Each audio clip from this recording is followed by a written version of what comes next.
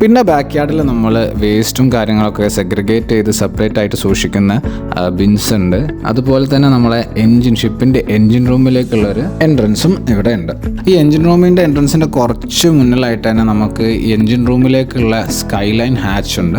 അതെന്തിനാന്ന് വെച്ചാൽ നമ്മളെ ഷിപ്പിലേക്ക് സ്പെയർ പാർട്സും പ്രൊവിഷൻസും ഒക്കെ വരുമ്പോൾ അത് എൻജിൻ റൂമിലേക്കുള്ള സ്പെയർ പാർട്സ് ഒക്കെ ആണെങ്കിൽ നമുക്ക് ഡയറക്റ്റായിട്ട് ക്രെയിൻ ഉപയോഗിച്ചുകൊണ്ട് തന്നെ നമുക്ക് ഈ ഹാച്ചിലൂടെ താഴെ എൻജിൻ റൂമിലേക്ക് നമുക്ക് ലാൻഡ് ചെയ്യാൻ വേണ്ടി പറ്റും. പിന്നെ നമുക്ക് ഈ ബാക്ക് യാർഡിലുള്ളത് എമർജൻസി ജനറേറ്റർ റൂമാണ്. നമ്മുടെ ഷിപ്പിൽ നോർമലി ഒക്കെ നമ്മൾ 4 ജനറേറ്റേഴ്സ് ആണ് ഉണ്ടാവാറ്. അപ്പം in case of power outage, അതായത് കംപ്ലീറ്റ് ബ്ലാക്ക് ഔട്ടൊക്കെ ഉണ്ടാവുകയാണെങ്കിൽ നമുക്കൊരു ബാക്കപ്പ് സിസ്റ്റം വേണം. അതാണ് എമർജൻസി ജനറേറ്റർ. നമുക്കിവിടെ ഈ എമർജൻസി ജനറേറ്റർ കൂടാതെ ഒരു BA കംപ്രസർ ഉണ്ട്.